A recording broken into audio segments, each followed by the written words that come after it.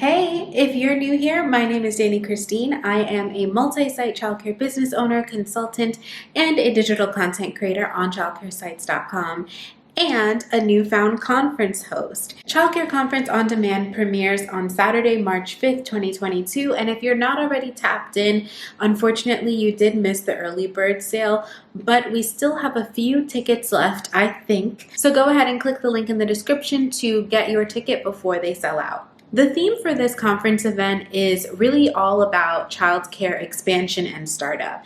And that led me to wonder, do you even really know whether or not it's a good time for you to start a childcare business of your own? I often get that question from a lot of my consultation clients. So if that is a question that you have, let's talk about it.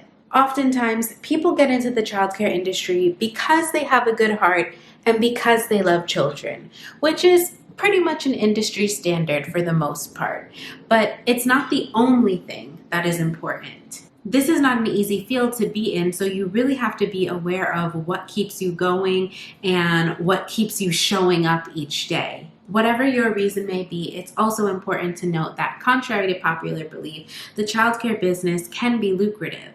If you plan correctly, understand your market, and deliver high quality service, you can create generational wealth for your family while also being a vital resource in your community.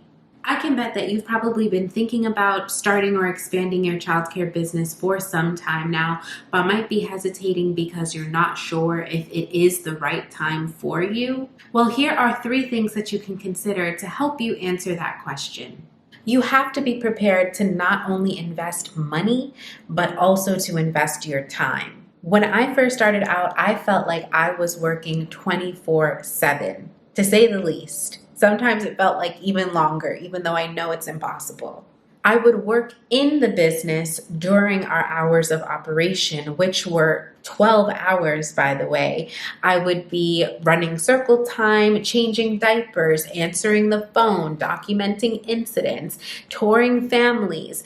You name it, I was doing it. And although I had help, I didn't always know and understand the best way to communicate with my team about the specific help that I needed with specific things.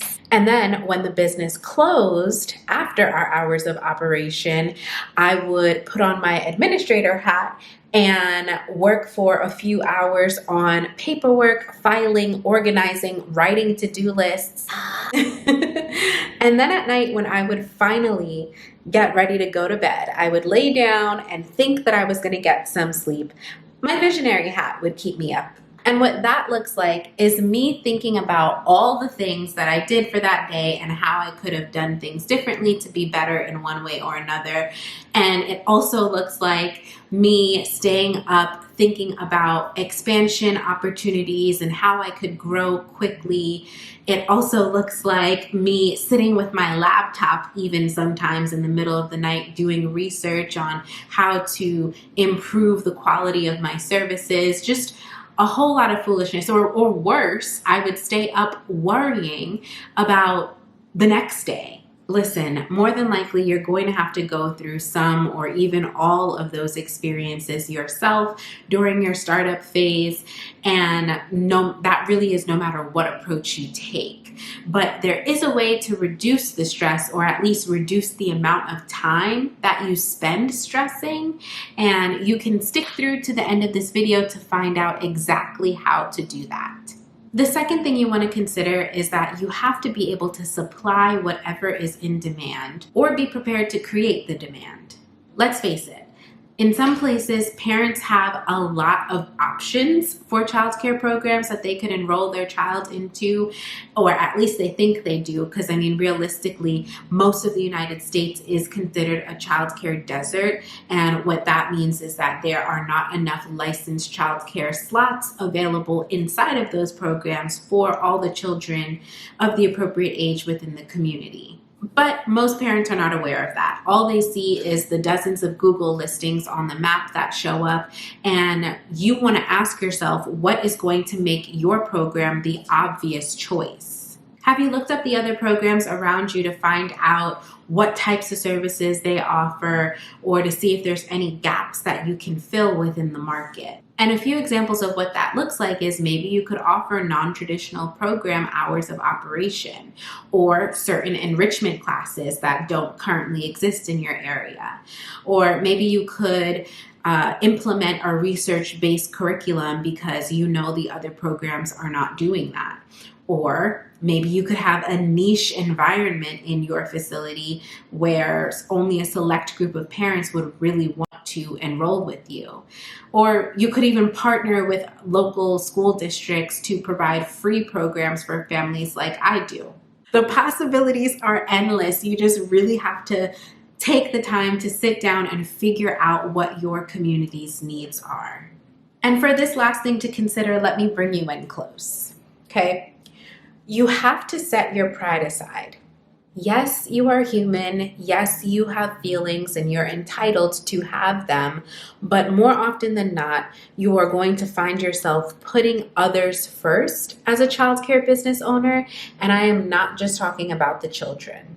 Remember all those different hats that I told you about that I wore on a daily basis when I was first starting up? Well, another major responsibility that you'll have is conflict resolution. This could involve you helping your employees settle disagreements with one another. It could be you responding to parent complaints, or it could be you working through a problem with your license compliance. It's going to be super easy to get caught up in your own emotions and to take a lot of things personally because your business is going to feel like your baby, and in many ways it is.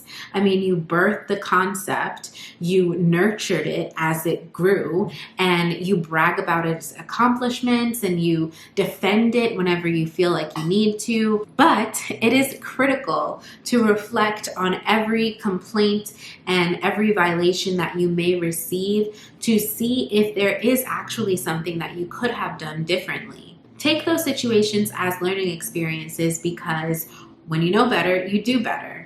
Earlier in this video, I did mention that I would tell you about the ways in which you could reduce your stress, or at least reduce the time that you spend stressing during your startup process. And I figured the best way for me to do that would be to walk you through the common mistakes that a lot of childcare providers make while they are starting up and in the licensing process. So I created a free class that you can access this Saturday, February 26th at 12 p.m. Eastern Time.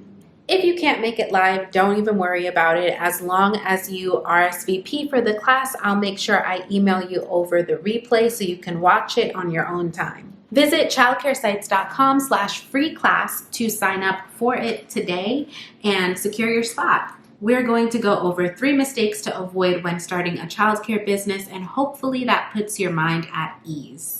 And that's all for this video, but before you go, please do not forget to check the description box for the link to the class, or visit childcaresites.com/free class to secure your spot, and I will see you on Saturday. Bye-bye.